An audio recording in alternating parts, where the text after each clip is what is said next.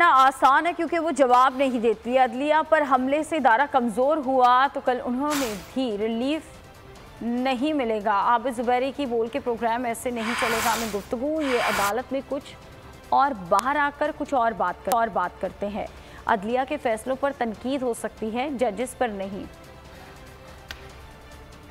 अदलिया पे आसान है क्योंकि उनकी तरफ से कोई जवाब आपको नहीं मिलेगा, वो आपको उसी ज़बान में बात नहीं करेगी, जज नहीं करेंगे। देखिए वक्त एक सा नहीं रहता, यही अदालत है। कल हो सकता है आपको इंसाफ के पास जब दूसरी कोई हुकूमत आ जाए और आपके साथ अगर कोई ज़्यादती हो तो आपको जो रिलीफ मिलना है इन्हीं अदालतों से मिलना है। तो आप उनको अगर इस तरह से वो डिवाइड कर देंगे, इस तरह से उन पर हमले करेंगे तो फिर आप एक इंस्टीट्यूशन कमज़ोर कर देंगे। अगर आप इनके साथ इस तरह से बात करेंगे तो आप इंस्टीट्यूशन को वीक करेंगे, तो कल आपको बिल्कुल नहीं मिलेगी रिलीफ। कोर्ट के अंदर कोई और बात करते हैं, बाहर जाके जो आप लोग जहाँ खड़े होते हैं वहाँ अलग तरह से बात होती है।